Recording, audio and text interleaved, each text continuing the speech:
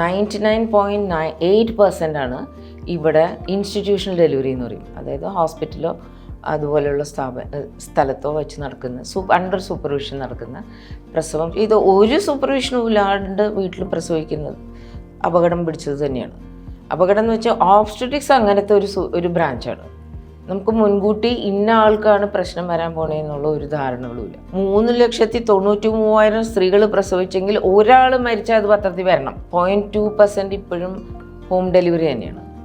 ഏറ്റവും ആദ്യം ചോദിക്കുന്നത് ഹോം ഡെലിവറി പിസയ്ക്കാണോ മനുഷ്യർക്കാണോ വേണ്ടതെന്നുള്ളതാണ്. ഓക്കെ, അമ്മയുടെ കാര്യത്തിൽ ഞങ്ങൾ പ്രസവം കഴിഞ്ഞ് 6 ആഴ്ച വരെ അവർ ഞങ്ങളുടെ കെയറിലാണ്. 5 മുതൽ 5.5 ലക്ഷം ഡെലിവറീസ് ഉണ്ടായിരുന്ന സ്ഥാനത്ത് ഇന്ന് 4 ലക്ഷത്തിൽ താഴെയാണ്. 3,93,000 ചില്ലുവാനും ഡെലിവറിയാണ് കഴിഞ്ഞ 2024 നടന്നേക്കുന്നത്. ആദ്യത്തെ ഗർഭിണിയെക്കുറിച്ച് ഞങ്ങൾക്കും മുൻധാരണകളില്ല, ഗർഭിണിക്കും മുൻധാരണകളില്ല. സിസേറിനൊക്കെ ഇന്നത്തെ കാലത്ത് nobody taking it as high risk ആയിട്ട് എടുക്കുന്നില്ല. മാതൃമരണരൊക്കെ 19 നിന്ന് ഇപ്പോൾ കുറച്ച് കൂടി. നമ്മൾ 19 വരെ ആക്കി കുറച്ചു, അതിൽ നിന്ന് ഇപ്പോൾ കൂടിയിട്ടുണ്ട്. 30, 32, 30, ചിലപ്പോൾ 35 എത്തുമായിരിക്കും ഈ കൊല്ലം. അവർ പഠിച്ചിരിക്കുന്നത് അക്യുപങ്ക്ചർ എന്നുള്ളതാണ്. അക്യുപങ്ക്ചറിൽ ജീവിതകാലത്തിൽ ഒരിക്കലും നിങ്ങൾ പ്രസവം പഠിപ്പിക്കാൻ പോലുള്ള.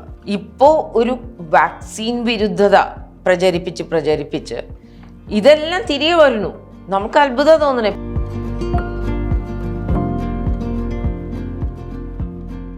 ഡോക്ടർ വിജയലക്ഷ്മി ജി പിള്ളയാണ് ദ ക്യൂവിനൊപ്പം ചേരുന്നത്. നമസ്കാരം ഡോക്ടർ. നമസ്കാരം. കോഴിക്കോട് ഈയിടെ ഒരു വീട്ടിൽ വെച്ചൊരു പ്രസവം നടക്കുകയും അതുമായി ബന്ധപ്പെട്ട് കുറേ വിവാദങ്ങൾ ഉണ്ടാകുകയും ചെയ്തിട്ടുണ്ട്. ആ കുട്ടിക്ക് ജനന സർട്ടിഫിക്കറ്റ് കൊടുക്കാൻ കഴിയില്ല എന്ന് തദ്ദേശ സ്ഥാപനം പറഞ്ഞു. അത് ഈ ദമ്പതികൾ അതൊരു വലിയ വാർത്തയാക്കി മാധ്യമങ്ങൾക്ക് മുന്നിൽ അവതരിപ്പിച്ചു, വലിയൊരു വാർത്തയാകുകയും ചെയ്തു. ഇതിൻ്റെ നിയമവശങ്ങളെക്കുറിച്ച് കുറേയേറെ ചർച്ചകൾ നടന്നു കഴിഞ്ഞു. നിയമവശങ്ങളെക്കുറിച്ചല്ല, നമുക്ക് ഇങ്ങനെ നടക്കുന്ന, അതായത് വീട്ടിൽ ഒരു വൈദഗ്ധ്യമില്ലാത്ത ഒരാളുടെ സഹായത്താൽ അല്ലെങ്കിൽ വിദഗ്ധരായിട്ടുള്ള ആരുടെയും സഹായമില്ലാതെ ഇങ്ങനെ നടക്കുന്ന പ്രസവങ്ങൾ എത്രമാത്രം അപകടകരമാണ്, എത്ര റിസ്ക് ഉണ്ട് അങ്ങനെ ഒരു സംഗതിയിൽ? ഇതൊരു ന്യായമായും ഒരു സമൂഹം ചോദിക്കേണ്ട ഒരു ചോദ്യം തന്നെയാണ്.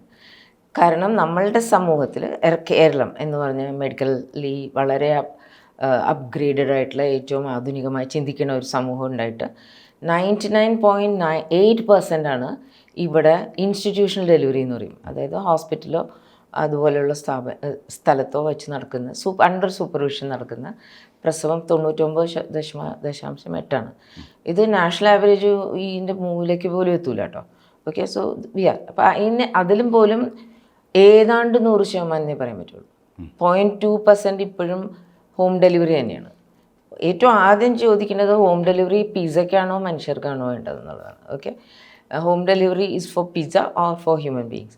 ഇനി അടുത്ത ചോദ്യം വരുമ്പോൾ ഹോം ഡെലിവറി പാശ്ചാത്യ രാജ്യങ്ങളിൽ കൂടി വരുന്നുണ്ടല്ലോ എന്നുള്ളൊരു കണക്ക് വരും. തീർച്ചയായിട്ടും അതെ. ഒരുപാട് ഇപ്പോൾ സ്കാൻഡിനേവിയൻ രാജ്യങ്ങളാണല്ലോ നമ്മുടെ മുമ്പിൽ ആരോഗ്യശേരിയും എല്ലാത്തിനും മുമ്പിട്ട് നിൽക്കുന്നത്. അവിടെ ഒരുപാട് പേര് ഹോം ഡെലിവറി തന്നെയാണ്. പക്ഷെ അവിടെയും അതിന് മാനദണ്ഡങ്ങളുണ്ട്. വെറുതെ പോയിട്ട് ഞാൻ എങ്ങും പ്രസവിക്കും, ഞാൻ എൻ്റെ തീരുമാനം എടുത്തു ഞാൻ ഹോം ഡെലിവറി എന്നുള്ളതല്ല. അതും ഗവൺമെൻറ് അറിഞ്ഞുകൊണ്ടുള്ള ഹോം ഡെലിവറിയാണ്. അപ്പോൾ അങ്ങനെ ഉണ്ട്. അപ്പം മിഡ്വൈഫറി സിസ്റ്റംസും ഉണ്ട് അവിടെയൊക്കെ. അതാത് വീടുകളിൽ ചെന്ന് മിഡ്വൈഫ്സിന് അറ്റൻഡ് ചെയ്യാനായിട്ട് പറ്റും. അങ്ങനെയൊക്കെ വരുമ്പോൾ ഈ മിഡ്വൈഫ്സിനെ കാലാകാലങ്ങളിൽ അപ്ഗ്രേഡഡ് എഡ്യൂക്കേഷൻ കൊടുത്തുകൊണ്ടിരിക്കുന്നുണ്ട് ഗവൺമെൻറ്. ഇപ്പോൾ നമ്മളുടെ ഇവിടെ ആശാ വർക്കേഴ്സ് ദായിമാരെന്ന് പറയും, നോർത്തിൽ പറയുകയാണെങ്കിൽ അവർക്കൊക്കെ ഇത് സാധിക്കേണ്ടതാണ്. ഇപ്പോൾ ഈ വീട്ടിലേ പ്രസവിക്കുമെന്ന് പറയുന്നത്. പക്ഷേ ഇത് ഒരു സൂപ്പർവിഷനും ഇല്ലാണ്ട് വീട്ടിൽ പ്രസവിക്കുന്നത് അപകടം പിടിച്ചത് തന്നെയാണ്. അപകടം എന്ന് വെച്ചാൽ ഓബ്സ്റ്ററ്റിക്സ് അങ്ങനത്തെ ഒരു ബ്രാഞ്ചാണ്. നമുക്ക് മുൻകൂട്ടി ഇന്ന ആൾക്കാണ് പ്രശ്നം വരാൻ പോണേന്നുള്ള ഒരു ധാരണകളുമില്ല. ഞങ്ങൾ പറയാറുണ്ട് എല്ലാവരോടും, ഞങ്ങൾ വിസിറ്റുകൾക്ക് വരുമ്പോൾ പ്രസവ രക്ഷ എന്നാണ് ഞങ്ങളിതിന് പറയുക. പ്രസവ അല്ലെങ്കിൽ ഗർഭപരിപാലനം എന്നേ പറയുള്ളൂ. ആൻറ്റിനേറ്റൽ കെയർ എന്നുള്ളതാണ് അതിന് ഇംഗ്ലീഷ് പരിഭാഷ. കെയറിന് വരുമ്പോൾ അവർ 10-15 വിസിറ്റ് ഡോക്ടേഴ്സിൻ്റെ അടുത്ത് നടത്തും. അപ്പം എൻ്റെയൊക്കെ ഫസ്റ്റ് വിസിറ്റിൽ ഞാൻ അവരോട് പറയുന്ന ഒരു വാക്കുണ്ട്, നോക്കൂ, നിങ്ങൾക്ക് ഞാൻ തരുന്ന കാൽഷ്യം ഗുളികയോ അയൺ ഗുളികയോ ഫോളിക് ആസിഡ് ഗുളികയോ അല്ല നിങ്ങളുടെ ഗർഭത്തിനെ ഇത്ര നല്ലതാക്കി വെക്കുന്നത്. കുറേ നിങ്ങളുടെ ആരോഗ്യവും നിങ്ങളുടെ ചുറ്റുപാടും ഒരുപാട് അതിനെ ഇറ്റ് ഈസ് എഫക്റ്റിങ്, നിങ്ങളുടെ കാര്യങ്ങളിൽ എഫക്റ്റ് ചെയ്യും. മനസ്സിലാക്കിയിട്ട് നിങ്ങൾ മുമ്പോട്ട് പോകുന്നത് എപ്പോഴും നല്ലത്. കൂടാതെ നമ്മൾ പറയുന്ന ഓരോന്നും നമ്മളുടെ ഉദ്ദേശം ഇത്രയേ ഉള്ളൂ, ആരോഗ്യമുള്ള അമ്മയും ആരോഗ്യമുള്ള കുഞ്ഞും എന്നുള്ളതാണ് ലക്ഷ്യം. ആ ലക്ഷ്യം എന്നാണ് നമ്മൾ ഈ കുട്ടിക്ക് ഒരു പ്രശ്നം ഉണ്ടായില്ല എന്നോ അമ്മയ്ക്ക് ഒരു ബുദ്ധിമുട്ടും ഉണ്ടായില്ല എന്നോ ഞങ്ങൾ പറയുന്നത്. അമ്മയുടെ കാര്യത്തിൽ ഞങ്ങൾ പ്രസവം കഴിഞ്ഞ് 6 ആഴ്ച വരെ അവർ ഞങ്ങളുടെ കെയറിലാണ്. അന്ന് അവർ സൂയിസൈഡ് ചെയ്താലും അതിന് പറയുന്നത് മെറ്റേണൽ മോർട്ടാലിറ്റി റേറ്റിൽ പെടും. അപ്പോൾ അവരെന്തെങ്കിലും കാരണവശാൽ കെട്ടിടത്തിന് മുകളിൽ നിന്ന് എടുത്ത് ചാടി ചെത്തു, എന്താ വീട്ടിലെ പ്രശ്നമാവാം, എന്ത് വേണമെങ്കിലും ആവാം. പോസ്റ്റ്മോർട്ടം ഡിപ്രഷനിലേക്ക് അല്ല എന്ന് തെളിയിക്കണ വരെ ഇറ്റ് ഈസ് മെറ്റേണൽ മോർട്ടാലിറ്റി. അതായിട്ടാണ് കണക്കാക്കുന്നത്. സോ ഇതുണ്ട് നമ്മളെ സംബന്ധിച്ചിടത്തോളം. ഇപ്പോൾ വളരെയധികം ഒരു ശാഖ ഞങ്ങൾ കണക്കുകൾ ഒരുപാട് ന്യായമായും നിരത്തണ ഒരു ശാഖ, ഓരോ ബർത്ത് രജിസ്ട്രേഷനും രജിസ്റ്റർ ചെയ്തേക്കണ ഒരു ശാഖ. ഇപ്പോൾ നമുക്കത് കാരണം കൃത്യമായ കണക്കുകളുണ്ട്. 5 മുതൽ 5.5 ലക്ഷം ഡെലിവറീസ് ഉണ്ടായിരുന്ന സ്ഥാനത്ത് ഇന്ന് 4 ലക്ഷത്തിൽ താഴെയാണ്. 3,93,000 ചില്ലുവാനും ഡെലിവറിയാണ് കഴിഞ്ഞ 2024 നടന്നേക്കുന്നത്. ഇത് പ്രസവ നിരക്ക് കുറഞ്ഞേക്കുന്നത് ആനുപാതികമായിട്ട് ഈ ലെസ് ദാൻ 5 കൊല്ലത്തിലാണ് ഇത്രയും കുറഞ്ഞിട്ട്. ഇപ്പം പല ഹോസ്പിറ്റലുകളിലും പണ്ടത്തെ ഡെലിവറികളൊന്നും ഇല്ല. അപ്പം അവിടെ എല്ലാവരും എന്നോട് ചോദിക്കാറുണ്ട്, ഡോക്ടറെ ഇതൊക്കെ എങ്ങനെ ഇതിൽ വരണേ, പേപ്പറിലൊക്കെ വളരെ പ്രശ്നങ്ങളൊക്കെ എടുത്തെടുത്ത് പറയുള്ളൂ. ഞാൻ നല്ലൊരു സൊസൈറ്റിയുടെ ലക്ഷണമാണ് ചെറുതാണെങ്കിലും പ്രശ്നം എടുത്ത് അവതരിപ്പിക്കുക എന്നുള്ളത്. പക്ഷേ അതിൻ്റെ തോതും കൂടി നോക്കണം. ഇപ്പോൾ 3,93,000 സ്ത്രീകൾ പ്രസവിച്ചെങ്കിൽ ഒരാൾ മരിച്ചാൽ അത് പത്രത്തിൽ വരണം. അതാണ് അതിൻ്റെ കണക്ക്. അതിനകത്ത് ചർച്ച ഉണ്ടാവണം. ആ ചർച്ച ഉണ്ടായാലേ അത് നമുക്ക് കറക്റ്റബിൾ മെറ്റേണൽ ഡെത്ത്സ് എന്ന് പറയും ഞങ്ങളതിന്. അതാണോ എന്ന് അറിയാൻ പറ്റുള്ളൂ. അങ്ങനെയാണെങ്കിൽ വാട്ട് നെക്സ്റ്റ് എന്നുള്ളതാണ്. ഗർഭാവസ്ഥയും പ്രസവവും അതൊരു രോഗമല്ല, വളരെ സ്വാഭാവികമായി സംഭവിക്കുന്ന ഒരു കാര്യമാണ് എന്നുള്ള ഒരു ധാരണയുണ്ട്. അങ്ങനെ തന്നെയാണ് ഉള്ളതും. പക്ഷേ അത് അങ്ങനെ ധരിക്കുമ്പോൾ ഈ ആശുപത്രികളിൽ പോകാതെ ഒരു ഗൈഡൻസ് ഇല്ലാതെ ഇതിനെ കൈകാര്യം ചെയ്യുന്നത് അത് വളരെ അത്രയ്ക്ക് ലളിതമാണോ ഈ ഗർഭവും പ്രസവാവസ്ഥയും എന്നൊക്കെ പറയുന്നത്? ഇല്ല, അത്രയും ഗർഭം പ്രസവം ലളിതമല്ല എന്നുള്ള എൻ്റെ മുൻവിധികളോടുകൂടി തന്നെ ഞാൻ പറയട്ടെ. MBBS കഴിഞ്ഞ് പിന്നെ 3 കൊല്ലം MDക്ക് പഠിച്ച്, ഇപ്പം MS ആണ്, MS-ന് പഠിച്ച് പിന്നെ ഈ ആൻറ്റിനേറ്റൽ ഗർഭം മാത്രം നമ്മൾ ഓബ്സ്റ്ററ്റിക്സിൽ മാത്രം ഫോക്കസ് ചെയ്യണമെങ്കിൽ അതിന് ഹൈ റിസ്ക് ഓബ്സ്റ്ററ്റിക്സ് എന്ന് പറഞ്ഞ ഒരു പിന്നത്തെ 3 കൊല്ലത്തെ ഇതെടുത്ത് സൂപ്പർ സ്പെഷ്യലൈസേഷൻ ചെയ്ത് ഇതെല്ലാം ചെയ്യേണ്ട കാര്യം എന്തെന്നിരിക്കുന്നു. 5-6 കൊല്ലം MBBS-ഉം ഹൗസ് സർജൻസിയും പിന്നെ 3 കൊല്ലം PG, അത് കഴിഞ്ഞ് 3 കൊല്ലം സൂപ്പർ PG. ഇതെല്ലാം പഠിക്കാനുള്ളത് കൊണ്ട് തന്നെയാണ് അത് ഒരുപാട് ലളിതമല്ല എന്ന് പറയുന്നത്. ഈ ലളിതമല്ല എന്ന് പറയുന്നത് എന്താണെന്ന് വെച്ച് കഴിഞ്ഞാൽ ഞാൻ പറയാം, ഞാൻ ആദ്യം പറഞ്ഞ പോലെ തന്നെ ഇത് ഗർഭരക്ഷ എന്ന് തന്നെ പറയാം, or we say antenatal care എന്ന് തന്നെ പറയാം. ഞങ്ങൾ കാണുന്നതിലൊരു 80% ആൾക്കാർക്കും വലിയ പ്രശ്നങ്ങളൊന്നുമില്ല. ഓക്കെ, അവർക്ക് ഈ അയണും ഗുളികയും ഞങ്ങൾ ഹായ് ഹലോ എല്ലാം നല്ലതാണല്ലോ, നിങ്ങളുടെ ദിസ് ഇസ് നോർമൽ, ഈ വിസിറ്റിൽ നിങ്ങൾ ഇന്ന് എന്നെ കാണിച്ച ഞാൻ കണ്ടതൊക്കെ നോർമലാണ്. അതിൻ്റെ അർത്ഥം അടുത്ത വിസിറ്റിൽ നോർമൽ ആവണമെന്ന് നിർബന്ധമൊന്നുമില്ല. പക്ഷെ so far you are good, everything is going, നമ്മൾ വിചാരിച്ച പോലത്തെ രീതിക്ക് തന്നെയാണ് പ്രോഗ്രസ് ചെയ്യുന്നത്, നിങ്ങൾ ഗുഡ്. ഇത് പ്രസവം കഴിയണവരെയും 6 ആഴ്ച കഴിയണവരെയും നമുക്ക് പറയാൻ പറ്റണം. അങ്ങനെ വരുമ്പോഴാണ് നമ്മളതിനെ നോർമൽ എന്ന് പറയപ്പെടുന്നത്. അല്ലാതെ ഒരു 20% പേരുണ്ട്, അവർ നമ്മൾ ഹൈ റിസ്ക് കാറ്റഗറി എന്നുള്ളത് ഫസ്റ്റ് വിസിറ്റിൽ വരുമ്പോൾ തന്നെ നമ്മൾ പെടുത്തും. ഹൈ റിസ്ക് കാറ്റഗറി അമ്മയുടെ രോഗം കൊണ്ടാവാം, അല്ലെങ്കിൽ ഇവരുടെ ഹിസ്റ്ററികൾ കൊണ്ടായിരിക്കാം. 3 ഗർഭം മുമ്പിൽ അലസി പോയിട്ടുണ്ടെന്നുള്ളതോ, അല്ലെങ്കിൽ വൈകല്യമുള്ള കുഞ്ഞുണ്ടെന്നോ, അല്ലെങ്കിൽ ഇവർക്ക് ജനിതകമായ വൈകല്യങ്ങളുണ്ടെന്നോ, അല്ലെങ്കിൽ ഈ കുഞ്ഞിന് തന്നെ ജനിതക വൈകല്യം ഉണ്ടെന്നോ, സോ മെനി തിങ്സ് അത് അവർക്കുണ്ടാവാം. ഓക്കെ, അങ്ങനത്തെ ഉള്ള ഒരു ഹൈ റിസ്ക് കാറ്റഗറി ഉണ്ട്. പിന്നെ ഇതിൻ്റെ അവസാന ലൈനിൽ ചേർക്കാവുന്ന ഒരാളുണ്ട്, ആദ്യത്തെ ഗർഭിണിയെക്കുറിച്ച് ഞങ്ങൾക്കും മുൻധാരണകളില്ല, ഗർഭിണിക്കും മുൻധാരണകളില്ല. നമ്മളും ഓരോ വിസിറ്റിലെ ആങ്സൈറ്റിയോടുകൂടിയാണ് നോക്കുന്നത്. ഇവർക്ക് ഇനി പുതിയതായിട്ട് എന്തെങ്കിലും വന്നോ, ഒന്നുമില്ലെങ്കിൽ ഞങ്ങൾക്കും ഹാപ്പി, ഒന്നുമില്ലാണ്ട് സമാധാനമായിട്ട് പ്രസവിച്ചു വരുന്നവരെ അവരും ഹാപ്പി. അപ്പം ആ ഒരു ലെവലിലേക്ക് വരുമ്പോൾ ഈ 80%-ൽ നിന്ന് നമ്മളത് ചാടി 90%-ലേക്ക് ആവണത് ലാസ്റ്റ് മിനിറ്റിലാണ്. ലാസ്റ്റ് ആകുമ്പോഴേ മാത്രമേ ഉള്ളൂ. പിന്നെയും സിസേറിനൊക്കെ ഇന്നത്തെ കാലത്ത് nobody is taking it as high risk ആയിട്ട് എടുക്കുന്നില്ല. സിസേറിയൻ ഡെലിവറി ആയിരുന്നു എന്നുള്ളത് എന്നെ സംബന്ധിച്ചിടത്തോളം, ഇപ്പം ഞാൻ വേറെ രോഗങ്ങൾക്ക് ചികിത്സിക്കേണ്ടിയിരിക്കുന്നുണ്ട്. ഇപ്പോൾ ഫോർ എക്സാമ്പിൾ ഒരു സ്ത്രീ 45 വയസ്സായ ഒരു സ്ത്രീ ബ്ലീഡിങ് ആയിട്ട് വന്നു, അവർക്ക് മാലിഗ്നൻസിയോ എന്തെങ്കിലും കണ്ടുപിടിച്ചു ഇരിക്കട്ടെ, അവർക്ക് ഞാൻ എന്താ ചെയ്യേണ്ട, ഒരു ഓപ്പറേഷൻ ചെയ്യാൻ ബാധ്യസ്ഥയാണ്. അപ്പോൾ ഞാൻ അവരോട് നിങ്ങൾക്ക് എത്ര കുട്ടികളുണ്ടായി? എനിക്ക് 3 എണ്ണം ഉണ്ടായി. എല്ലാം നോർമലായിരുന്നു എന്ന് പറയും. അപ്പോഴാണ് ഞാൻ നോർമലായിട്ടാണോ പ്രസവിച്ചത്? അല്ല, 3 സിസേറിയനായിരുന്നു. ആ 45 വയസ്സായപ്പോഴത്തേക്കും 3 പ്രസവങ്ങൾക്ക് വലിയ ബുദ്ധിമുട്ടുകൾ ഉണ്ടായിരുന്നില്ല എന്നുള്ളത് സിസേറിയൻ അല്ല എന്നുള്ളതാവുന്നില്ല. അവരത് ചെറിയ രോഗമായിട്ട് ചെറിയ തരമായിട്ട് ചിന്തിച്ചു കഴിഞ്ഞിരുന്നു. അപ്പോൾ ഇതൊക്കെ ഞങ്ങളും കാണുന്നത് നമ്മൾ തോണ്ടേണ്ടി വരും, നമുക്ക് അവരോട് ചോദിക്കേണ്ടി വരും. ചിലവർ ഞങ്ങൾക്ക് അതിൻ്റെ ഇടയിൽ 4 അബോർഷനായി എന്നുള്ളത് പോലും മറന്നു പോയിട്ടുണ്ടാവും. അപ്പം അന്ന് അവരങ്ങനെയല്ലായിരിക്കും നമ്മുടെ അടുത്തേക്ക് വരുന്നത്. തുടക്കത്തിൽ വരുമ്പോൾ എൻ്റെ 4 കുട്ടികൾ ഗർഭം പിടിക്കാതെ പോയി, ഞാൻ എന്ത് ചെയ്യും എന്നും പറഞ്ഞുകൊണ്ടായിരിക്കാൻ വരുന്നത്. ആ ആങ്സൈറ്റി ആവണമെന്നില്ല, കാലം ചെല്ലും തോറും അവരുടെ ആരോഗ്യത്തിൽ വരും. ഈ നമ്മുടെ സംസ്ഥാനം ഈ കഴിഞ്ഞ കുറേ വർഷങ്ങൾ കൊണ്ട്, അതായത് പതിറ്റാണ്ടുകൾ കൊണ്ട് ആർജിച്ചെടുത്ത ഒരു സംഗതിയുണ്ട്. അതായത് നമ്മുടെ ആരോഗ്യ സംവിധാനത്തിലെ നേട്ടങ്ങൾ. അതിൽ ഏറ്റവും പ്രധാനപ്പെട്ട ഒന്നാണ് ഈ മാതൃമരണ നിരക്കിലെ കുറവ് എന്ന് പറയുന്നത്. ദേശീയ ശരാശരിയിലും തീരെ കുറവാണ്, അല്ലെങ്കിൽ അത്ര ആരോഗ്യകരമായാണ് അത് നീങ്ങുന്നതെന്ന് നമുക്കറിയാം. അപ്പോൾ ഇങ്ങനെ ഒരു സിസ്റ്റം വളർത്തിയെടുക്കാൻ നമുക്ക് സാധിച്ചിട്ടുണ്ട്. പക്ഷേ ഇപ്പോൾ ഉണ്ടാകുന്ന ഇത്തരം ഈ സംഭവങ്ങൾ, അതിൽ നിന്ന് പുറകേക്ക് പോകാൻ ചിലരെങ്കിലും തയ്യാറാകുന്നു എന്നത്, അങ്ങനെ ഒരു ട്രെൻഡിലേക്ക് പോകുന്നതായിട്ട് ഡോക്ടർക്ക് തോന്നിയിട്ടുണ്ടോ? എന്തോ ഒരു തോന്നേണ്ടതാണ്. ബിക്കോസ് മാതൃമരണരൊക്കെ 19 നിന്ന് ഇപ്പോൾ കുറച്ച് കൂടി. നമ്മൾ 19 വരെ ആക്കി കുറച്ചു. അതായത് 1 ലക്ഷം പ്രസവത്തിൽ 19 മരണങ്ങൾ മാത്രം റിപ്പോർട്ട് ചെയ്ത സമയമുണ്ട്. അതിൽ നിന്ന് ഇപ്പോൾ കൂടിയിട്ടുണ്ട്. 30, 32, ചിലപ്പോൾ 35 എത്തുമായിരിക്കും ഈ കൊല്ലം. കൂടിയിട്ടുണ്ട്. അത് പെട്ടെന്ന് ഡോക്ടേഴ്സിൻ്റെ മൂല്യച്യുതിയാണെന്നോ അവർക്ക് വിവരമില്ലായ്മയാണെന്നോ എന്ന് വിചാരിക്കണേലും കൂടുതൽ സമൂഹം എന്തോ തരത്തിൽ മാറ്റി ചിന്തിക്കണമെന്ന് ചിന്തിക്കാനും പോലും എനിക്ക് തോന്നുന്നുണ്ട്. അതാണോ ഇനി അഥവാ ഈ പോസ്റ്റ് കോവിഡായിട്ട് മാനസികമായി ആൾക്കാർ അനുഭവിച്ച പ്രശ്നങ്ങളാണോ എന്നറിയില്ല. ബിക്കോസ് പലരും സാമ്പത്തികമായൊക്കെ പോസ്റ്റ് കോവിഡൊക്കെ ഉടഞ്ഞിട്ടുണ്ട്. എല്ലാം കൂടിയായിട്ടായിരിക്കും എന്ന് തോന്നുന്നു. അല്ലെങ്കിൽ എനിക്ക് തോന്നുന്ന വേറൊരു കാര്യമുണ്ട്. സഡൻലിയാണ് ഈ കേരളത്തിൽ തെക്കുന്ന് വടക്ക് വരെ ഇപ്പോൾ കൺസ്ട്രക്ഷനാണ്. എവിടെ നോക്കിയാലും റോഡ് അതും ഇതൊക്കെ. ഒരു ആംബുലൻസിന് പോകാൻ പറ്റുന്നില്ല.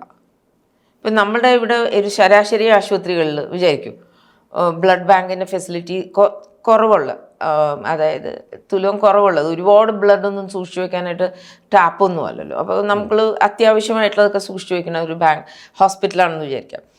അവിടെ നമ്മൾ ഉപയോഗിച്ച് കഴിയുമ്പോൾ ആ പേഷ്യൻറ്റിനെ രക്ഷിക്കണമെങ്കിൽ ഇതിനും കൂടുതൽ വേണം, ഇതിനും കൂടുതലുള്ള ഫെസിലിറ്റി വേണം.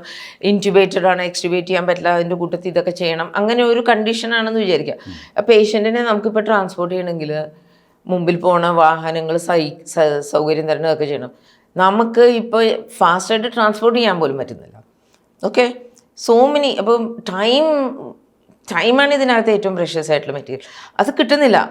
അത് ഒരു 2-3 കൊല്ലം കൊണ്ട് മാറ്റം വരുമായിരിക്കും എന്ന് ഞാൻ വിചാരിക്കുന്നു.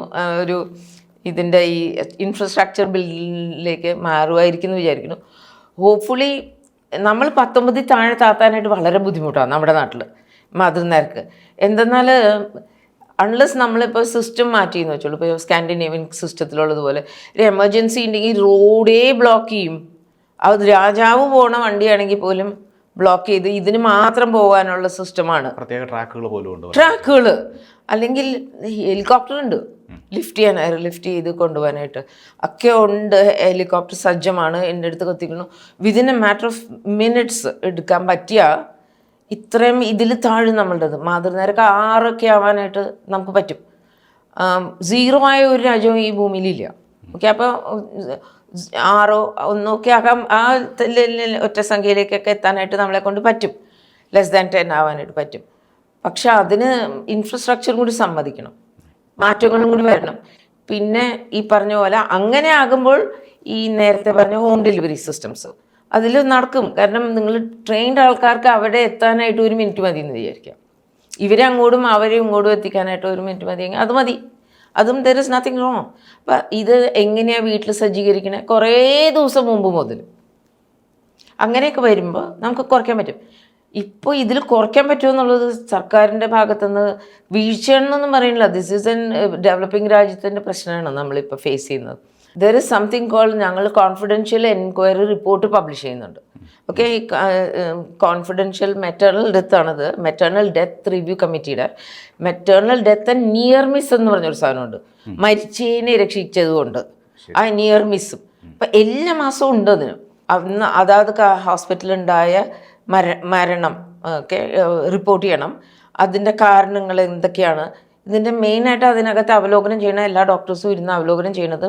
മിനിറ്റ്സ് എഴുതുന്നത് ഗവൺമെൻറ്റിൻ്റെ ആളാണ് കേട്ടോ, DM ഓഫീസിൽ നിന്ന് വന്ന ആൾക്കാർ ആണ് എഴുതുന്നത്. ഈ മെയിൻലി പറയുന്നത് ഇത് പ്രിവെൻറ്റബിൾ ഡെത്ത് ആയിരുന്നു എന്നുള്ളതാണ്. പ്രിവെൻറ്റബിൾ ആയിരുന്നെങ്കിൽ വാട്ട് ഓൾ തിങ്സ് പ്രിവെൻറ്റ് ചെയ്യാനായിട്ട്. നമുക്ക് ആംബുലൻസിനെടുത്ത സമയമൊന്നും പ്രിവെൻറ്റ് ചെയ്യാൻ പറ്റുന്നില്ല.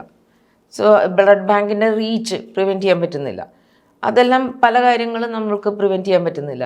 പിന്നെ ഈ പറഞ്ഞ പോലെ സൊസൈറ്റിയും കുറച്ചും കൂടി ലേണഡ് ആവണം ഇതൊക്കെ മനസ്സിലാക്കി. അതിലേക്കാണ് വരുന്നത്. അതായത് പലതരം വിശ്വാസങ്ങളുണ്ട്. ഇപ്പോൾ മോഡേൺ മെഡിസിനിൽ വിശ്വസിക്കാത്ത തരം സമീപനമുള്ള ആളുകളുണ്ട്. അപ്പോൾ ഇങ്ങനെയൊക്കെ ഉണ്ടാകുമ്പോൾ ഇത് ഒരു പ്രശ്നമായി മാറുന്നില്ല, സമൂഹത്തിൽ തന്നെ ഒരു പ്രശ്നമായി മാറുന്നില്ല. ഇപ്പോൾ നമുക്കറിയാം മോഡേൺ മെഡിസിൻ്റെ ഒരു ഇടപെടൽ കൊണ്ടാണ് ഈ മാതൃമരണ നിരക്കും അതുപോലെ തന്നെ ശിശുമരണ നിരക്കും ഒക്കെ നമുക്ക് കുറയ്ക്കാൻ സാധിച്ചത്. അതിൽ വിശ്വസിക്കാത്ത ആളുകൾ വരുമ്പോൾ ഈ ആശുപത്രികളെ സമീപിക്കാനുള്ള ഒരു രീതി തന്നെ ഇല്ലാതാകുന്നില്ലേ?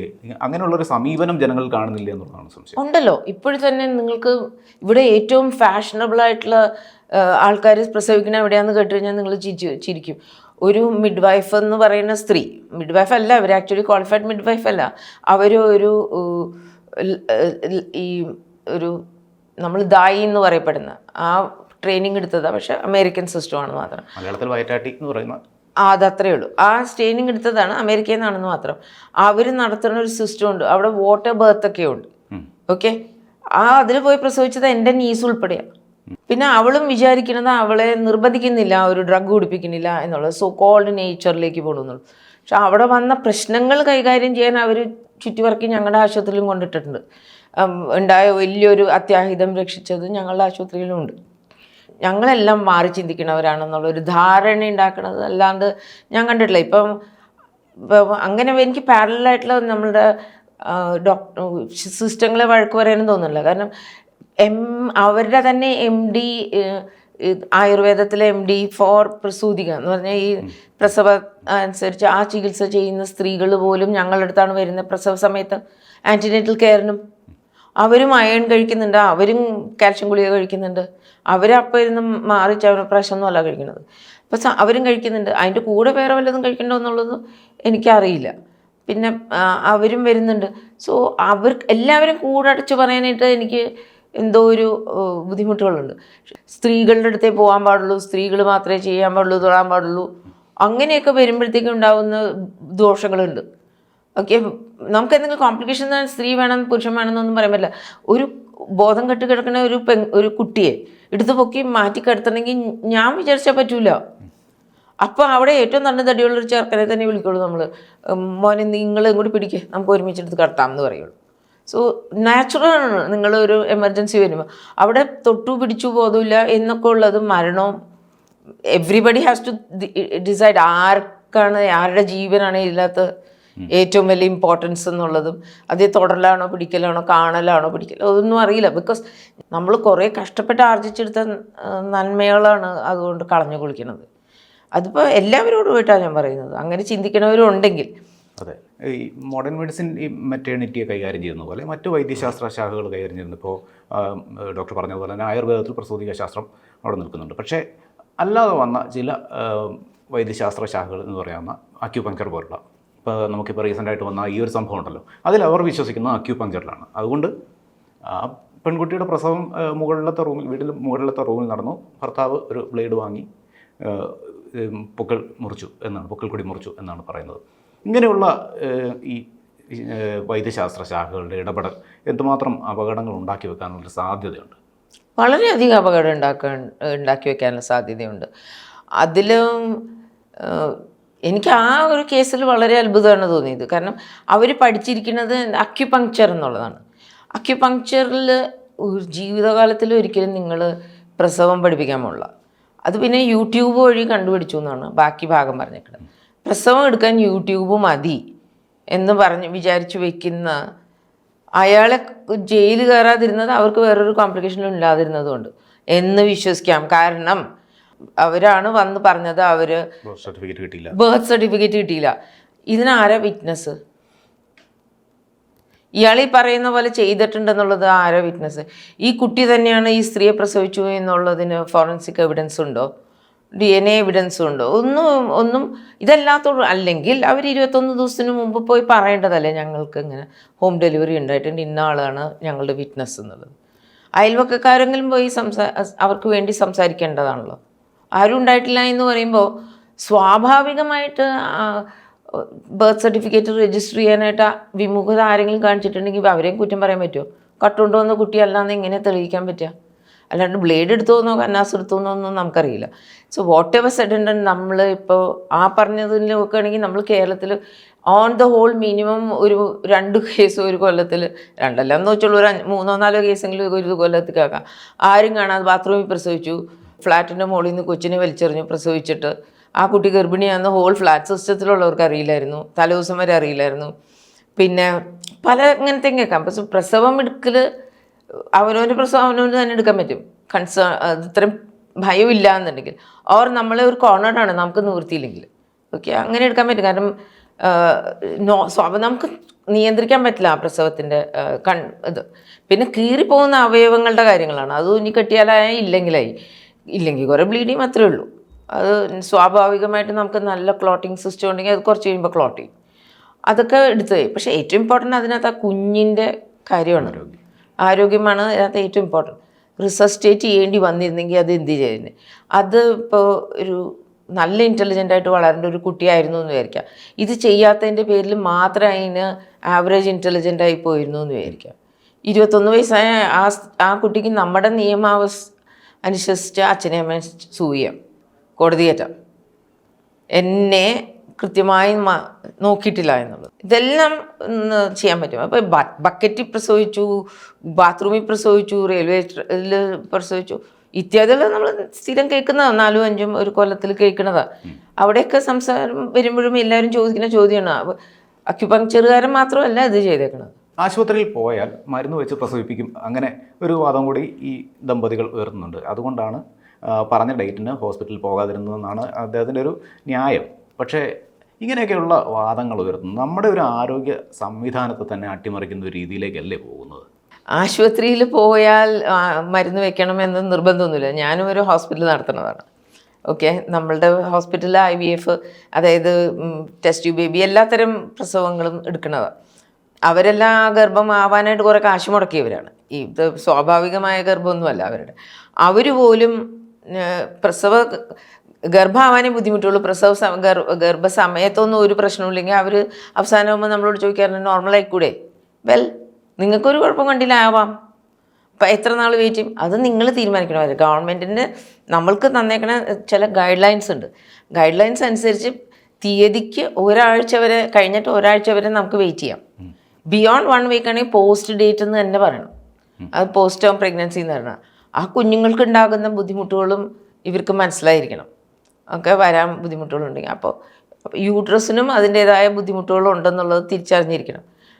അപ്പോൾ പോസ്റ്റ് ഡേറ്റ് ഒക്കെ ആവുകയാണെങ്കിൽ തീർച്ചയായിട്ടും മരുന്ന് ശ്രമിക്കണം എന്നുള്ളതാണ് ഇൻ്റർനാഷണൽ നോമൻക്ലേച്ചറിൽ പറയുന്നത്. നമ്മുടെ പ്രോട്ടോക്കോളുകളിൽ പറയുന്നത് അങ്ങനെ തന്നെയാണ്.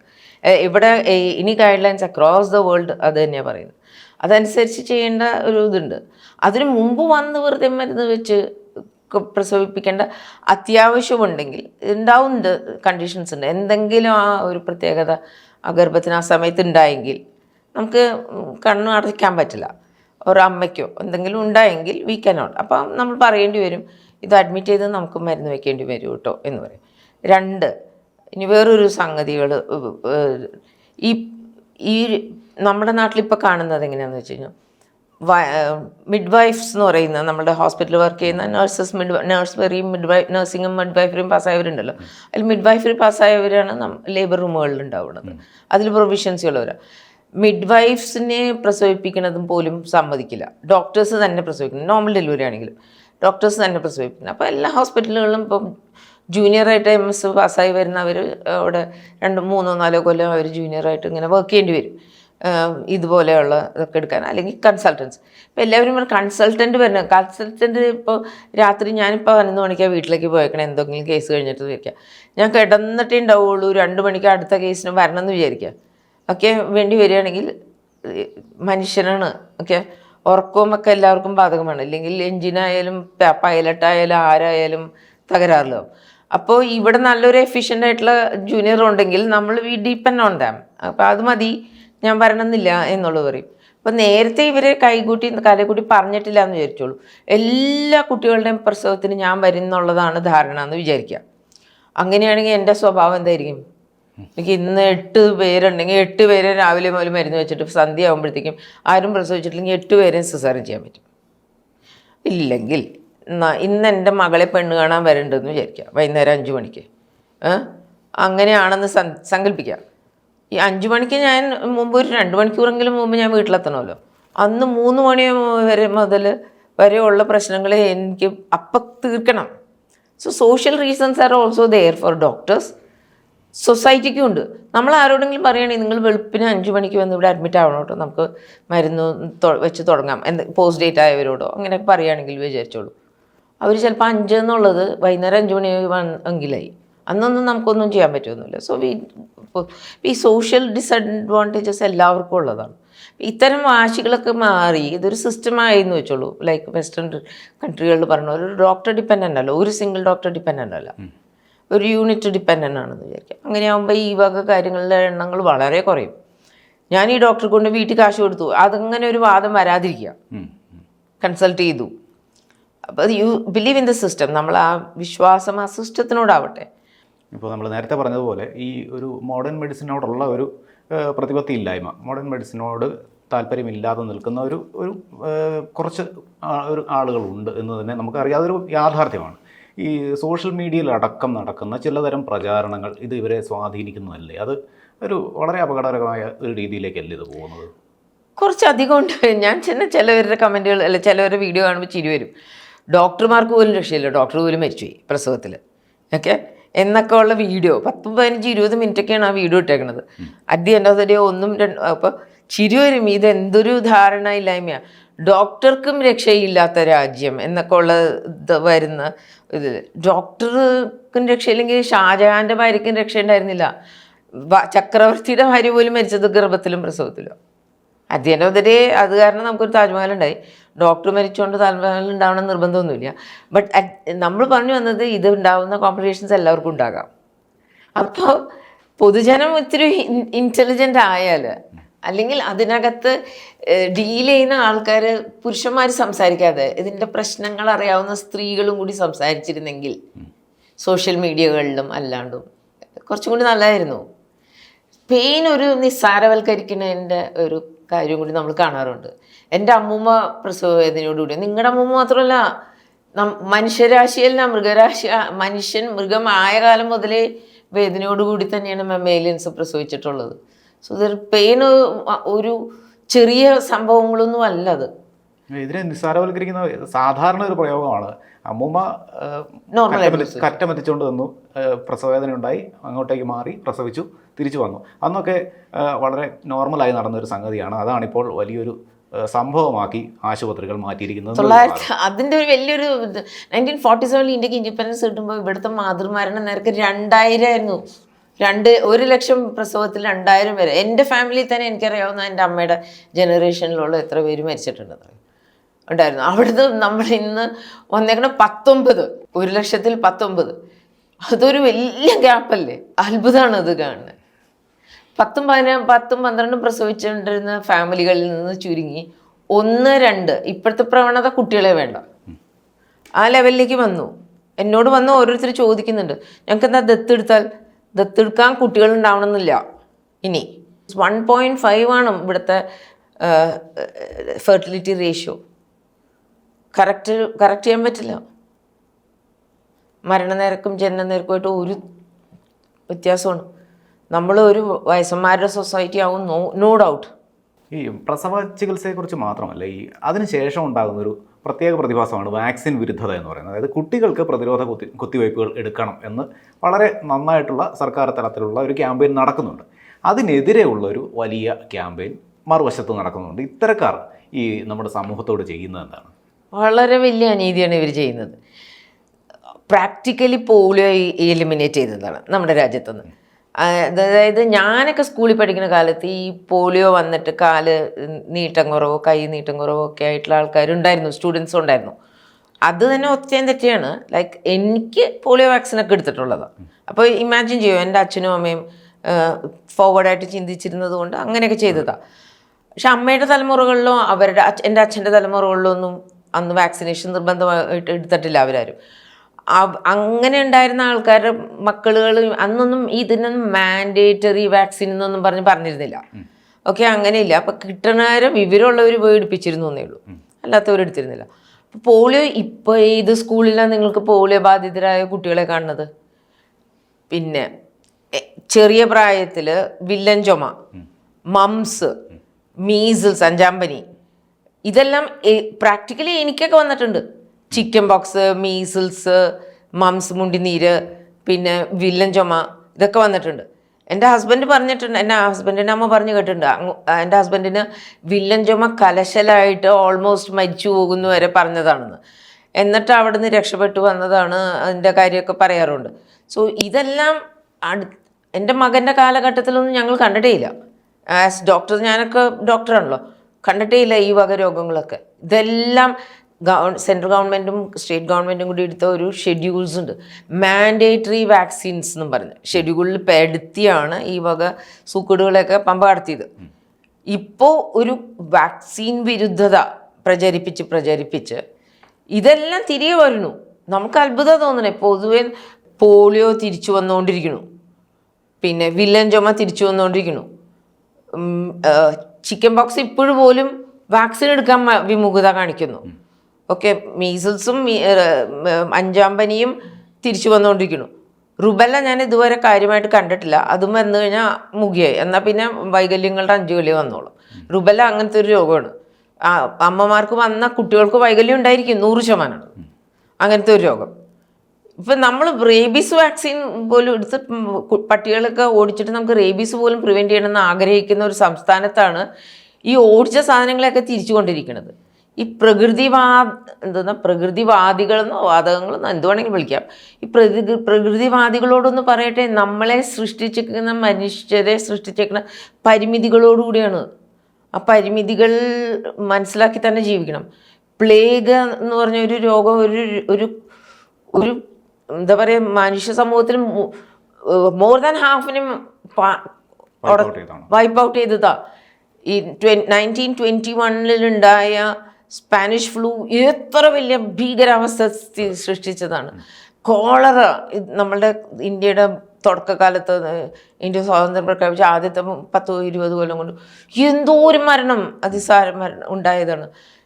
ഇപ്പോൾ നമ്മൾ റീസെൻ്റായിട്ട് കോവിഡ്, ഇതൊരു പാൻഡമിക് ആയിട്ട് തേരപ്പാര നടക്കണ ഈ ഭൂമിയിൽ എത്ര കുറവ് മരണ നിരക്ക്. നമ്മൾ വൈപ്ഡ് ഔട്ട് ഒന്നും ആയൊന്നുമില്ല. കോവിഡ് അത് ഏറ്റവും കുറവ് ടെസ്റ്റ് ചെയ്തിട്ട് ഫീൽഡ് സ്റ്റഡീസ് നടത്തിയിട്ട് വാക്സിൻ പുറത്തിറക്കിയ ഒരു സാധനമാണ് കോവിഡ്. പെട്ടെന്ന് ഇറക്കേണ്ടി വന്ന ഒരു എന്നിട്ട് പോലും വേറെ കോവിഡ് മരണ നിരക്ക് എത്ര കുറഞ്ഞു. ഓക്കെ, അതിലും നമ്മൾ ക്വാറന്റീൻ്റെ ഗുണങ്ങളും ഇതുമൊക്കെ പഠിച്ച്. സോ ഇവർ പ്രകൃതിവാദികൾക്ക് ഒന്നും മനസ്സിലാക്കണം. നമ്മൾ മനുഷ്യരാണ്, മൃഗങ്ങളല്ല. നമ്മൾ ഹെർബിവോറസും കാർണിവോറസും എല്ലാമാണ്, പല ജാതി ആൾക്കാരാണ്. അപ്പം അങ്ങനത്തെ ഉള്ള നമ്മൾ ആനിമൽ കിങ്ഡത്തിൽ നിന്നും പല രോഗങ്ങളും നമുക്ക് വരുന്നു. ലൈക്ക് നിപ്പയൊക്കെ വന്നിട്ടുണ്ട്. അപ്പം അതെല്ലാം വന്നു കഴിഞ്ഞ് കഴിഞ്ഞാൽ നമ്മൾ നേരിടാൻ പ്രാപ്തരായിട്ട് ശരിയാവണം. അയ്യോ, എനിക്കറിയില്ല അത് എവിടെ കൊണ്ട് എത്തിക്കുന്ന അറിയില്ല. എനിക്കിപ്പോൾ വീട്ടിൽ പ്രസവിച്ചാലും വേണ്ടില്ല, പക്ഷേ വാക്സിൻ എടുക്കണില്ല എന്ന് പറയുമ്പോഴാണ് സങ്കടം. അവിടെയാണ്. പക്ഷേ എന്നാലും ഞാൻ പറയാം കേട്ടോ, മാൻഡേറ്ററി ആണെന്ന് ഗവൺമെൻറ് പറയുമെങ്കിലും ഇപ്പോൾ പുതിയൊരു ചട്ടം ഗവൺമെൻറ് കൊണ്ടുവന്നിട്ടുണ്ട്. അത് നല്ലത് തന്നെയാണ്. നമ്മൾ കിൻഡർഗാർട്ടൻ സ്കൂളിൽ അഡ്മിഷന് പോകുമ്പോൾ നമ്മൾ ഈ വാക്സിനേഷൻ്റെ പുസ്തകം കൊണ്ടുപോകണം. ഒക്കെ കുട്ടികളുടെ ഒരു പാസ്പോർട്ട് പോലെയാണ് അവരുടെ. വാക്സിനേഷൻ എടുത്തു എന്നുള്ളതിൻ്റെ എല്ലാ സർട്ടിഫിക്കറ്റോടും ഉള്ളൊരു ബുക്കുണ്ട്, ബേബി ബുക്ക് എന്നാണ് പറയുക. ആ ബുക്ക് കൊണ്ടുപോകണം. അപ്പോൾ വീടുകളിൽ അത് സൂക്ഷിച്ചു വെക്കണം. ഈ എല്ലാം എടുത്ത വാക്സിനേഷൻ്റെ ഇതൊക്കെ എടുത്ത് ഷെഡ്യൂൾസൊക്കെ എഴുതിയ ബുക്ക് എടുത്ത് കൊണ്ടുപോകണം. അത് നല്ലൊരു കാര്യം തന്നെ. അതിനെ ഇപ്പം ഉടയ്ക്കാൻ പോകണ്ടല്ലോ ദൈവമേ എന്ന് ആലോചിക്കുമ്പോഴുള്ള വിഷമാണ് എനിക്ക് കൂടുതലും തോന്നാറുള്ളത്. ഒരു ഹോസ്പിറ്റലും വാക്സിനേഷൻ വിറ്റ് കാശുണ്ടാക്കുന്നവരല്ല. ഇതെല്ലാം ഗവൺമെൻറ് സബ്സിഡൈസ്ഡ് ആണ്, ഫ്രീ ആണ്. ഈ ഞാൻ പറഞ്ഞ മാൻഡേറ്ററി വാക്സിൻ എന്ന് പറഞ്ഞു. പിന്നെ ഓപ്ഷണൽ വാക്സിൻസ് എന്ന് പറഞ്ഞൊരു സാധനമുണ്ട്. ആ ഒരു ഷെഡ്യൂളിൽ പെട്ട വാക്സിനുകൾ മാത്രമേ പൈസ കൊടുത്തെടുക്കേണ്ടതുള്ളൂ. അപ്പോൾ ഇത് ഫ്രീ ആയിട്ട് സർക്കാർ തരുന്ന ആർക്കും ഉപകാരത്തിനാണ്, പൊതുജനത്തിനല്ലെങ്കിൽ. അതും കേരള ഗവൺമെൻറ് എടുക്കുന്ന അത്രയും എഫേർട്ട് എടുത്തത് എല്ലായിടത്തും എത്തിക്കുന്നതിൻ്റെ എഫേർട്ടും എടുത്ത് ട്രൈബൽ കമ്മ്യൂണിറ്റികളിലും പോലും പോയി കൊടുക്കുന്നതും എല്ലായിടത്തും നമ്മൾ പറയുമ്പോൾ നമുക്കത് അതിൽ നിന്ന് ഇറങ്ങി ഓടുമ്പോൾ മാത്രമേ എന്നൊരു ഡോക്ടർ എന്നുള്ള നിലയിലൊക്കെ എനിക്കൊക്കെ ടെൻഷൻ ആവുന്നുള്ളൂ. ഇപ്പോൾ ഡോക്ടർക്ക് ഒരു ഗൈനക്കോളജിസ്റ്റ് എന്ന നിലയിൽ ഒട്ടേറെ ആളുകളുമായി ഇൻട്രാക്ട് ചെയ്തിട്ടുള്ള പരിചയമുണ്ട്. ഇപ്പം പേരൻറ്റിങ്ങിനെ കുറിച്ച് പലരും സംശയങ്ങൾ ചോദിക്കാറും ഉണ്ടായിരിക്കാം. ഈ പേരൻറ്റിങ്ങിനെ കുറിച്ച് വലിയ ചർച്ചകൾ ഇപ്പോൾ നടന്നു വരിക. നമുക്കറിയാം, റീസെൻ്റായിട്ടുണ്ടായ ചില കൂട്ടക്കൊലപാതകങ്ങൾ, അതുപോലെ തന്നെ കുട്ടികളിൽ വയലൻസ് വർദ്ധിച്ചു വരുന്നു, മയക്കുമരുന്നിൻ്റെ ഉപയോഗം വർദ്ധിക്കുന്നു. ഇതൊക്കെ ഒരു ഗ്രൂമിങ്ങിൻ്റെ, അതായത് മാതാപിതാക്കൾ ശരിയായി വളർത്താത്തതിൻ്റെ ഒരു പ്രശ്നമാണ്, അല്ലെങ്കിൽ പേരൻറ്റിങ്ങിൻ്റെ പ്രശ്നമാണ് എന്ന തരത്തിലുള്ള ചർച്ചകളാണ് വരുന്നത്. എങ്ങനെയാണ് ഡോക്ടർ ഈ ഒരു വിഷയത്തെ നോക്കിക്കാണുന്നത്? ഇപ്പോൾ എല്ലാ ജനറേഷനിലും ഈ വ്യത്യാസമുണ്ട്. ഓക്കെ, എൻ്റെ ഗ്രാൻഡ് ഫാദറുടെ ജനറേഷൻ എൻ്റെ ഗ്രാൻഡ് ഫാദർ മരിക്കണത് ഞാൻ പ്രഗ്നൻ്റ് ആയിരിക്കുമ്പോഴാണ്. എൻ്റെ മോനെ പ്രഗ്നൻ്റ് ആയിരിക്കുമ്പോഴാണ് ഗ്രാൻഡ് ഫാദർ. എനിക്ക് എൻ്റെ ഗ്രാൻഡ് ഫാദറുടെ ജനറേഷൻ അറിയാം. അവരെന്നെയൊക്കെ ഡീൽ ചെയ്തിരുന്നത് എങ്ങനെയാണെന്നറിയാം. ഭയങ്കര സ്ട്രിക്റ്റാണ് അവരെല്ലാം. ഓക്കെ, എൻ്റെ അമ്മാവൻ, വലിയമ്മാവൻ ഓടിച്ചിട്ട് അടിച്ചിട്ടുണ്ട്. എത്ര പ്രായമായ ഞങ്ങളെയൊക്കെ പറമ്പ് മുഴുവനും ഓടിച്ചിട്ട് കയ്യിൽ എന്ത് കുന്താ കിട്ടിയേക്കണേന്ന് ഓർമ്മയില്ല, കവളമണ്ടലോ എന്ത് കുന്തെങ്കിലാണെങ്കിൽ അത് കുളം കലക്കി മറിച്ചു എന്നുള്ളതാണ് കുറ്റം. വാട്ട് എവർ, ഞാൻ പറഞ്ഞു വന്നത് അന്ന് അതൊന്നും എടുത്ത് നമ്മളാരും പോയിട്ട് നിലവിളിച്ചിട്ടില്ല. ഓക്കെ, അല്ല, അതൊരു തരം ടോക്സിക് പാരന്റിങ്ങിന്റെ ഭാഗമായി ആയിരുന്നു എന്ന് വിചാരിക്കുന്നു എന്നാണ് ഞാനൊക്കെ ധരിച്ചത്. അതുകൊണ്ട് ഞങ്ങളൊക്കെ എന്ത് ചെയ്തു, ഞങ്ങളൊന്നും ഞങ്ങളുടെ മക്കളെ, നിങ്ങളുടെ തലമുറകളെപ്പെട്ട ആൾക്കാരെ ഞങ്ങളൊന്നും അടിച്ചിട്ടില്ല. ഓക്കെ, ഞങ്ങളാരും we were not toxic parents അല്ല. പക്ഷെ നമുക്ക് ഈ മൊബൈലുകളൊന്നും നമ്മുടെ കയ്യിലില്ല, ഈ ടി വി മാത്രമേ ഉള്ളൂ. നമുക്ക് സമയമുണ്ടായിരുന്നു, അപ്പോൾ നമ്മൾ ഇൻറ്ററാക്ട് ചെയ്യാനായിട്ട് സമയമുണ്ടായിരുന്നു. പിന്നെ കുട്ടികളുടെ കാര്യത്തിലുണ്ടല്ലോ, അവരിൽ വെഹിക്കിൾസ് ഇല്ല യാത്ര ചെയ്യാനായിട്ട്. അപ്പോൾ എന്താ, അവർ കുറേ സമയം വീടുകളിലോ അല്ലെങ്കിൽ അവരുടെ ഫ്രണ്ട്സിൻ്റെ വീടുകളിലോ സ്പെൻഡ് ചെയ്യുമായിരുന്നു, അല്ലെങ്കിൽ പൊതു സ്ഥലത്തായിരുന്നു സ്പെൻഡ് ചെയ്യുക. അവിടെ എല്ലാം നോട്ട് എത്തുമായിരുന്നു ഓരോരുത്തരെ. അപ്പോൾ നമുക്കറിയാം, എൻ്റെ മകൻ്റെ ഓരോ ഫ്രണ്ട്സിനെയും എനിക്കറിയായിരുന്നു, പേര് വിളിച്ച് എനിക്കറിയായിരുന്നു. ഞാൻ അണ്ടർസ്റ്റാൻഡ്, ഞാൻ ബിസി ആയിട്ടുള്ള ഒരു ഡോക്ടർ തന്നെയായിരുന്നു. എന്നാൽ പോലും സ്കൂളുകളിൽ പോയിരുന്ന ഞാനാണ്, പേരൻറ്റ്സ് ടീച്ചേഴ്സ് മീറ്റിങ്ങിന് പോയിരുന്ന ഞാനാണ്. പല സാധനങ്ങൾക്കും നമ്മൾ ചെയ്യണം, അതിപ്പോഴും ചെയ്യുന്നുണ്ട്. പക്ഷെ ഇപ്പം കുറേ കൂടി ലാളനാണ് നമ്മൾ കാണുന്നത്, ലാളിച്ചാണ് കൊണ്ടുപോകുന്നത്. എല്ലാ സമയത്തും ഉണ്ടാകുന്ന ഒരു പ്രശ്നം ഞാൻ പറയട്ടെ, നമ്മുടെ പോപ്പുലേഷനിൽ മോർ ദാൻ 1% ആൾക്കാരുണ്ട്, they are called schizoid personalities ആണ്. ഓക്കെ, വളരെ ചെറിയ പ്രായത്തിൽ മുതലേ സ്കിസോയിഡ് പേഴ്സണാലിറ്റീസ് ആണ് അവർ. ഇവരെ നമ്മൾ തിരിച്ചറിഞ്ഞില്ലെങ്കിൽ, നമ്മൾ അവരെ വഴിയിലേക്ക് നമ്മൾ തിരിച്ചു വിട്ടില്ലെങ്കിൽ അവർ സ്കിസോഫ്രീനിക് ആകും. അവരുടെ എക്സ്പ്രഷൻ എങ്ങനെയാണെന്ന് നമുക്ക് മനസ്സിലാവണമെന്നില്ല. ഒരു എക്സ്പ്രഷൻ വയലൻസിലാണെന്ന് വിചാരിച്ചു, ഫ്രണ്ട്സിനെ അടിച്ചു, ഫ്രണ്ട്സ് കൂട്ടത്തോടെ തിരിച്ചടിക്കണത് സ്കിസോയിഡ് ആയതുകൊണ്ടല്ല, കിട്ടിയ മുറയ്ക്ക് എല്ലാം കൂടി ചേർത്ത് തട്ടും. പക്ഷെ ഈ ഒറ്റയ്ക്ക് പോയി നടത്തിയ കൊലപാതകങ്ങൾ, ഒറ്റയ്ക്ക് വെട്ടിയ, ഓബ്വിയസ് ആണ് അവരൊക്കെ ദേ വർ മെൻ്റലി ഇൽ, നോബഡി ബോതേർഡ്. അവരെ ആരെയും മെൻ്റൽ ഇൽനെസ്സിനെ കുറിച്ച് ചിന്തിച്ച് തന്നെയില്ല, അവരെ ആരും കരുതിയില്ല, കരുതലോടുകൂടി ചേർന്നില്ല. അത് ഒരു കുട്ടിയെ പോയി അടിച്ചു കൊന്നു എന്നൊക്കെ പറയുന്നില്ലേ, അടിച്ചു വീട്ടിൽ പോയി, അത് എനിക്കൊന്ന് തിരിച്ചു വിളിക്കാം. അതിൽ ഒരുത്തനെങ്കിലും ആരെങ്കിലും ഒരാൾ സ്കിസോയിഡ് ആയിരുന്നിരിക്കാം, പ്രൊവോക്കേഷൻ ഉണ്ടായിട്ടുണ്ടാവും അവരുടെ ഭാഗത്തുനിന്ന്. ബാക്കി എല്ലാവരും കൂട്ടത്തല്ലായിരിക്കും, കൂട്ടത്തലിൽ അപകടം ഉണ്ടായതായിരിക്കും ഇതുണ്ടാവുന്നത്. ഉദ്ദേശമൊന്നും ഇതൊന്നും ആയിരിക്കണമെന്നൊന്നുമില്ല. ആ പ്രായത്തിലുള്ള പിള്ളേർക്ക് അടിച്ച് കൊല്ലണം എന്നായിരിക്കണില്ല. ഞാൻ അതിനോട് യോജിക്കുന്നില്ല. നമ്മൾ ടോക്സിക് പേരൻറ്റിങ്, നല്ല പേരൻറ്റിങ് എന്നുള്ളത് ഒരു ക്ലാസിഫിക്കേഷനൊന്നുമില്ല. എല്ലാ തലമുറകളും അമ്മയും അച്ഛനും ആയത് സ്വന്തം ഇഷ്ടപ്രകാരമാണ്. എല്ലാ തലമുറകളും മക്കളെ വളർത്തിയിരുന്ന അവർക്ക് നല്ലതെന്ന് തോന്നിയ രീതികൾ കൊണ്ട് തന്നെയാണ്. അല്ലാതെ എൻ്റെ അമ്മയോട് ഞാൻ ചോദിച്ചിട്ടില്ല, എൻ്റെ മോനെ അടിക്കാമോ അമ്മേ, അവൻ ഇന്ന കുറ്റം ചെയ്തു അമ്മയൊന്നും ഞാൻ പോയി അടിച്ചോട്ടെ എന്ന് ചോദിച്ചിട്ടില്ല, പെർമിഷൻ ഒന്നും ചോദിച്ചിട്ടില്ല. Everybody has that courage and wisdom to take care of their children എന്നുള്ളത് തന്നെയാണ് എനിക്ക് തോന്നാറുള്ളത്. പേരൻറ്റിങ്ങിൻ്റെ ദോഷമാണോ സമയമില്ലായ്മയുടെ ദോഷമാണോ എന്നാണ് എനിക്ക് കൂടുതൽ തോന്നുന്നത്. സമയമില്ലായ്മ. ഇപ്പം പേരൻസ് ഇപ്പോൾ ഫുൾ അഡിക്ട്സ് ആണ്. ടി വി ആയിക്കോട്ടെ, മൊബൈലായിക്കോട്ടെ, യൂട്യൂബ്സ് ആയിക്കോട്ടെ, എന്ത് ചാനലുകളായിക്കോട്ടെ, വി ആർ അഡിക്റ്റഡ്. നമ്മൾ അതിൻ്റെ ഒരു തടവറയിൽ തന്നെയാണ്. ക്ലാസിക്കായിട്ടുള്ള ഫാമിലി ടൈം പോയി, അതിലുണ്ട്. പിന്നെ മുറതെറ്റാതെ ഞാനൊരു ഹെൽത്തി പേരൻ്റ് ആയിരിക്കും, എൻ്റെ മകനും എൻ്റെ മകൾക്കും ഞാൻ അരമണിക്കൂർ 1 മണിക്കൂർ അത്രയൊക്കെ മതി കൊടുക്കും എന്ന് വിചാരിച്ച് ഒരു സൊസൈറ്റി മാറണം. ഇപ്പം തന്നെ ഞാൻ കേട്ടിട്ടുണ്ട്, വെസ്റ്റേൺ ലോകത്തുനിന്ന് കേട്ടുന്നുണ്ട്. ആരാ പറഞ്ഞേ നമുക്ക് ഈ ഇലക്ട്രോണിക് മീഡിയ ഓഫ് പഠിപ്പിക്കലാണ് ഏറ്റവും നല്ലതെന്ന്? സ്വീഡനൊക്കെ back to books and paper ഒക്കെ ആയി. ഓക്കെ, നോ മോർ ഈ പവർ പോയിന്റ് ഉണ്ടാക്കലും ഇതൊക്കെ നിർത്തി സ്കൂളുകളിൽ. ടീച്ചേഴ്സ് ഓരോ കുട്ടികളുടെ മുഖത്ത് നോക്കി തുടങ്ങി, അല്ലാണ്ട് കുട്ടികൾ സ്ക്രീനിൽ നോക്കലല്ല ഓരോരുത്തരും. അപ്പം പിള്ളേർ മനസ്സിലായി തുടങ്ങി. കണ്ണിലേക്ക് നോക്കുമ്പോൾ നമുക്ക് മനസ്സിലാവും ഒരാൾക്ക് ഇന്ന് ദൈന്യത ഉണ്ടെങ്കിൽ മനസ്സിലായിട്ടില്ല, തല കയറിയിട്ടില്ല എന്നുള്ളത്, ധൈര്യം ഇല്ലാത്തതാണെന്നുള്ളത്. അവരെ മാറ്റി നിർത്തി അവരെ എക്സ്ട്രാ പഠിപ്പിക്കാനുള്ള മനക്കരുത്ത് തുടങ്ങി. അത് തന്നെ അമ്മയ്ക്കും അച്ഛനും ഒക്കെ വേണം. സൊസൈറ്റിയും കുറച്ചൊക്കെ ഒന്ന് ഇപ്പോൾ ഒരു ന്യൂ ഫൗണ്ട് ഇതുണ്ടല്ലോ, സന്തോഷമില്ല. നമുക്കൊരു ടോയ്സ് കിട്ടിയ പോലെയാണ് ഇപ്പോൾ എല്ലാം ഇലക്ട്രോണിക് മീഡിയയും കൂടി ഒരു എന്ന് പറഞ്ഞ് വന്നത് കയ്യിൽ. അതിൻ്റെ കൂട്ടത്തിൽ ഒരു കോവിഡും ലോക്ക്ഡൗണും 2 കൊല്ലത്തേക്ക് കിട്ടി. അതോടുകൂടി എല്ലാവരും അതിൻ്റെ ഒരു അടിമയായി. അതിൻ്റെ പ്രശ്നങ്ങളേ ഉള്ളൂ. അത് നമ്മൾ തന്നെ മെച്യൂർ ആവും. Give some time. എല്ലാവരും മെച്യൂർ ആവും. ഇതെടുത്ത് മാറ്റി വെക്കേണ്ട സമയം കഴിഞ്ഞു, ഇത്ര നേരം ഇതാണ് എന്നുള്ളത് മാറ്റേണ്ടി വരും. Human beings are not going to die. ഇപ്പം ഇനി ഇവിടെ മാറുന്നു തന്നെയാണ് എൻ്റെ ഉറപ്പ്. എനിക്ക് പോസിറ്റിവിറ്റിയാണ് ഉള്ളത് ജീവിതത്തിനോട്. തീർച്ചയായും. വളരെ നന്ദി doctor. Thank you so much.